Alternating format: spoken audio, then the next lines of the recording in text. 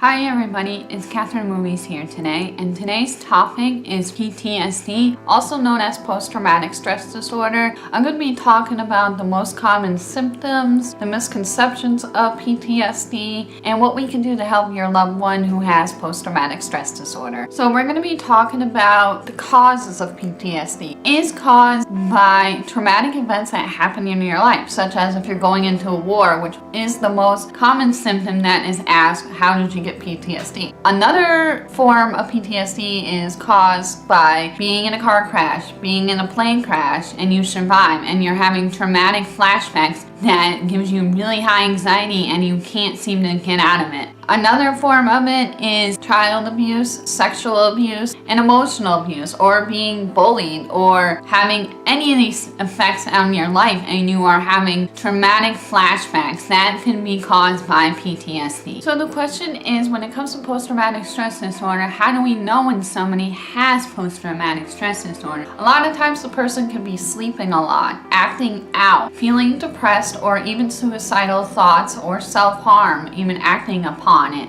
Substance abuse may be also involved, to be coping instead of trying to feel these feelings, trying to be able to deal with the feelings instead of using drugs or alcohol to cope with the feelings that you're feeling. Also feel guilt or shame that this has happened in their life and they have no way that they can get out of it. They don't have anybody to talk to. They feel ashamed of themselves, and so that can be also tendency to use alcohol or drugs. So I'm going to be giving you 3 tips that are self-help tips for when you are feeling like you're having a flashback or you feel like you're going to get out of control. So one of the things is getting moving.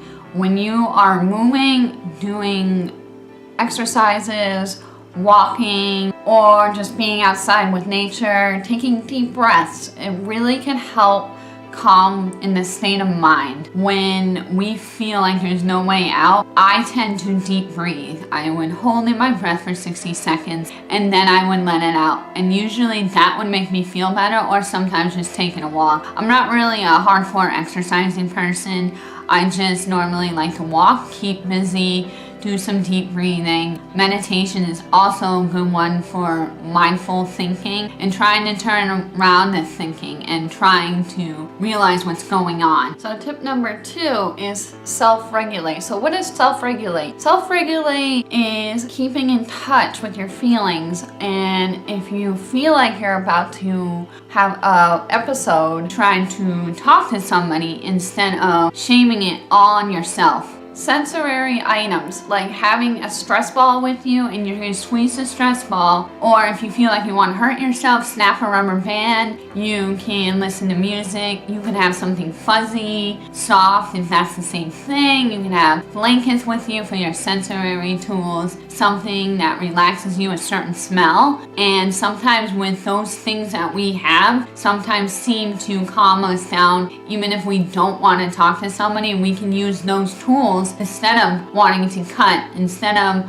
overthinking of the traumatic event that happened. So self-help tip number 3 is connecting with others. This one is a really tough one for me, because when I'm feeling like I'm nothing, or I'm feeling really depressed, and if I'm going to be in a social group, I'm going to freak out because my flashbacks would come in. But sometimes forcing yourself maybe with just one friend instead of a whole group of friends that you don't know, or you sort of know and they don't really know what's going on, but having some connection with people can really help you snap out of it. I sometimes don't even want to go to work. I sometimes just want to lay in bed all day. But sometimes when I force myself out of bed and get in touch with others and start working with people, having fun, sometimes that can really help when you're feeling depressed, or that's when we want to isolate. That's when we have all the windows down. And it is very easy to get into the mode where we just shut all of our windows, shut all the electronics, and sleep. A little bit too much sleep is not a good thing, and that can get us easily depressed. So how do we prepare ourselves when our loved one is about to have an episode? We do not want to pressure the person to be forced to talk, even though they're having this flashback effect because then they want to make themselves feel more isolated. Make sure you are there for them. Don't force them if you want to talk to them, but they don't feel like they want to yet until they're ready. And let the loved one that you have in your life take the lead into wanting to express themselves, into wanting to talk, because when you want to force someone to talk, it's not that you want to guilty that they don't want to talk to you. They just need to possibly calm themselves down until they're ready to talk to you. One that you would find really helpful for yourself is remember, don't take it personally when they are moody or they're angry, is taking care of yourself.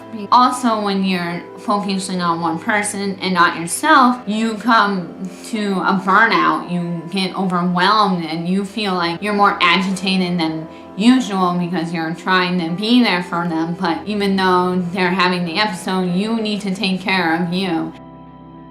So I hope this video helps you understand more about post-traumatic stress disorder. It takes time for you to get better, and it's a really hard illness to get out of. Do what's best for your loved one, and it's hard to snap out of half it. It really is, it's hard. So that's it for my video. And also, last thing, I created a GoFundMe account. So if you would like me to continue more videos like these on mental health support, you come across my GoFundMe account, either you can donate or you can subscribe to my channel, and I would be greatly appreciated for either of those. You're never alone, and watching other mental health YouTubers have really helped me and getting to know myself better. So therefore, I'm gonna close there before I ramble on, and I'll be seeing you soon. I'm gonna continue to make videos after this, so I'll be seeing you soon. Bye.